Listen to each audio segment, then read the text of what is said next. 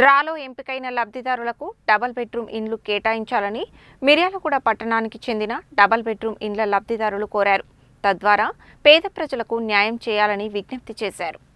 మంగళవారం స్థానిక ప్రెస్ క్లబ్లో ఏర్పాటు చేసిన మీడియా సమావేశంలో మిర్యాలగూడకు చెందిన డబుల్ బెడ్రూమ్ ఇళ్ల లబ్ధిదారులు మాట్లాడుతూ, మిర్యాలగూడ పట్టణంలో వివిధ రకాల కూలి పనులు చేసుకుని జీవనం సాగిస్తున్న నిరుపేద కూలీలతో పాటు తోపుడు బండ్లు మోసేవారు, నిర్మాణ కార్మికులు, బిల్డింగ్ పెయింటింగ్ వర్కర్స్, ఆటో డ్రైవర్లకు లాటరీ ద్వారా డబుల్ బెడ్రూమ్ ఇల్లు కేటాయించారని తెలిపారు. డబుల్ బెడ్రూమ్ ఇళ్ల పంపిణీ సమయంలో ఎలక్షన్ కోడ్ కారణంగా పంపిణీ జరగలేదని, నూతన ప్రభుత్వం ఏర్పడి 2 సంవత్సరాలు కావస్తున్నా ఇప్పటికీ తమకు డబుల్ బెడ్రూమ్ ఇల్లు అందలేదని ఆవేదన వ్యక్తం చేశారు. ఇప్పటికైనా లబ్ధిదారులకు డబుల్ బెడ్రూమ్ ఇండ్లు పంపిణీ చేసి పేదలను ఆదుకోవాలని కోరారు. ఈ కార్యక్రమంలో ఖాజాబీ, హలీమా, నిర్మల, రమేష్, లింగమ్మ, వెంకటరమణ, మెహరన్నీసా, సఫియా, సాజిద్, వెంకటమ్మ తదితరులు పాల్గొన్నారు. మేము మిర్యాలగూడ నుంచి ఇక్కడికి వచ్చాము. డబుల్ బెడ్రూమ్ బాధితులము. డబుల్ బెడ్రూమ్ ఇళ్ళు గత ప్రభుత్వంలో మా మిర్యాలగూడలో 560 ఇళ్ళు కట్టారు. దాంట్లో 450 మందికి డ్రా ద్వారా తీశారు. దాంట్లో మేమందరం వచ్చి ఉన్నాము. ఇంకా చాలామంది అక్కడ ఉన్నారు. తర్వాత సార్లు ఏమన్నారంటే, బాబు ఒక వారం రోజులు ఎంక్వైరీ జరుగుతుంది, దాని తర్వాత మళ్ళీ మీ ఇండ్లు మీకు వస్తాయి అంటే, సార్ వాళ్ళంటే ఏమీ వేయలేదు, మీరన్నా ఇవ్వండి అంటే ఇచ్చేది ఏం లేదు బాబు, మీకు వస్తాయి అన్నారు. ఆ ఎంక్వైరీ జరిగి కూడా ఇప్పటికీ 10 నెలలు అయిపోయింది సార్. అక్టోబర్ నెలలో జరిగింది. దసరా అన్నారు, దీపావళి అన్నారు, సంక్రాంతి అన్నారు, ఇవన్నీ పోయినాయి సార్. ఇస్తున్నారు అనుకుంటా కాలయాపన జరుగుతూ వచ్చింది సార్. సరే ఇప్పుడన్నా కనుక్కుందామని అక్కడికి వెళ్ళాము. అక్కడికి వెళ్తే ఇప్పుడు ఏమంటున్నారంటే, అసలు మీ లెటర్ ఇక్కడికి ఫార్వర్డ్ రాలేదు అంటున్నారు. సీఎం ఆఫీస్ నుంచి మీ లెటర్ ఫార్వర్డ్ అయిందని రెండో రోజే మాకు 16కు పోతే 17కే మాకు లెటర్ వచ్చింది, మీ లెటర్ ఫార్వర్డ్ అయిందని. ఇక్కడ ఏమంటున్నారంటే, మీ లెటర్ ఇంకా ఇక్కడికి రాలేదు అంటున్నారు. మరి ఇక్కడికి రాక అక్కడి నుంచి ఫార్వర్డ్ అయ్యి ఎక్కడికి వెళ్ళింది, మమ్మల్ని ఎందుకు ఇబ్బంది పెడుతున్నారు? ఒకవేళ ఇయ్యమని చెప్తే మేము వేరే పనులైనా చేసుకుంటాము, వేరే ఏర్పాటైనా చేసుకుంటాము. ప్రత్యక్షంగా చెప్పడానికి కాదు, కానీ చావాలనిపిస్తుంది. ఎందుకంటే బాధలు పడుతున్నాం, ఇబ్బందులు పడుతున్నాం, అన్ని విధాలుగా మమ్మల్ని వేధిస్తున్నారు. ఎందుకు మాపై కక్ష కట్టారో అర్థం కావట్లేదు. గత ప్రభుత్వం వాళ్ళు ఇవ్వడమే మాకు మేము చేసిన తప్ప.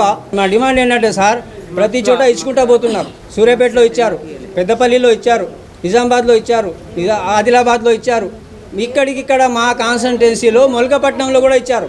మా ఎమ్మెల్యే గారు వెళ్ళి స్వతహాగా ఆయన చేతులతోనే పట్టాలు ఇచ్చారు.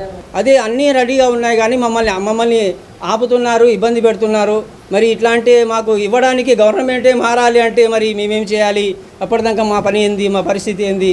దయచేసి మీరందరూ సహకరించి మీ సహకారాన్ని కోరుకోవడానికి ఇక్కడికి వచ్చాము. మాకేమైనా న్యాయం జరుగుతుందని ఆశతో మేము ఇక్కడికి వచ్చాము.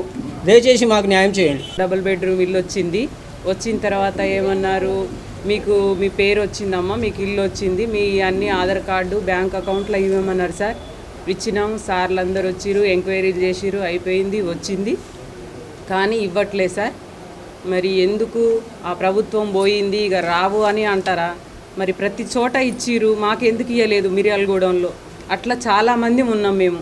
ఎక్కడెక్కడి ప్లేసులలో ఇచ్చారు, మా దగ్గరికి వచ్చేసరికి ఇవ్వలేదు. అదేంది అని అంటే, మేము ఇప్పుడు పరిపాలనలో మొన్న పెట్టుకోలేదు, మేము ఆల్రెడీ మీకు వచ్చేసింది కదా, ఇంకా మీకు ఎట్లా ఇస్తారు అని అంటే ఇంకా మేము పెట్టుకోలేదు. మరి వచ్చినవన్నా ఇవ్వాలి కదా సార్ మాకు. ఈ ప్రభుత్వం వచ్చి కూడా సంవత్సరం దాటింది, మరి మాకు ఇవ్వట్లే. మా పరిస్థితి ఏంది సార్? మేము కిరాయిలు కట్టలేకపోతున్నాం, మేము లేనోళ్ళం, బీదోళ్ళం. ఇంటి కిరాయిలు కట్టుకొని ఇళ్ళ పని చేసుకుంటేనే మాకు గడుస్తుంది, లేకపోతే గడవదు. పని వదులు పెట్టుకొని మరి ఇండ్ల కోసం తిరుగుతున్నాం మేము ప్రతిసారి. ఎందుకు సార్ మమ్మల్ని ఇట్లా ఇబ్బంది పెడుతురు? మాకు వచ్చిన ఇండ్లు మాకు ఇచ్చేయండి సార్. నాన్న దగ్గర బతుకుతున్నా, నా బతుకు అటు తమ్ముడు దగ్గర ఇటు నాన్న దగ్గర. అలాంటిది నాకు దేవుడు కనికరించాడు అనుకున్న 15 మెంబర్స్ నుంచి నా నెంబర్ వచ్చింది. ఎంతో సంతోషించాను. నాకు ఇల్లు వస్తుంది, నేను అటు నా తమ్ముడు కాదు, అటు నాన్న కాదు, నా ఇల్లు ఉంటుంది. నా ఒక పాప ఉంది, ఆ పాపని చూసుకొని నా సొంత ఇల్లు ఉంటుంది. చాలా సంతోషం పడ్డా సార్. డ్రా వచ్చిన 4 రోజుకే తెలంగాణ ప్రభుత్వం దిగిపోయింది. రేవంత్ రెడ్డి సార్ వచ్చారు. సరే, రేవంత్ రెడ్డి సార్ అయినా మాలాంటి పేదోళ్ళని ఆదుకుంటారేమో, మా ఇల్లు లేని వాళ్ళకి ఇల్లు ఇస్తారేమో, చాలా సంతోషపడ్డా. కానీ సంవత్సరం దాటింది, ఏది జాడలేదు, అత్త లేదు, పత్తా లేదు సార్. మేము చాలా బాధపడుతున్నాం సార్. నాలాంటి వెనకాల చాలా ఆడవాళ్ళు ఉన్నారు సార్. వాళ్ళు ఇల్లు కట్టుకోలేక మాలాంటి బీదలకి రెంట్ కట్టలేము, పిల్లల్ని స్కూల్ని సాధించలేము, తిండి కూడా లేదు. ఇవాళ ఎంతెంత పెరిగింది, ప్రతి ఒక్కటి ఒక కూరగాయలు తేయాలన్నా 100 రూపాయలు ఉన్నాయి. అలాంటి మేము బతకలేము సార్. మాకు ఇల్లు అంటూ ఇప్పియండి సార్ ప్లీజ్. మీ దగ్గర వచ్చినాం, దయచేసి మా ఇల్లు మాకు ఇప్పిస్తారని ఇక్కడ వచ్చినాం సార్.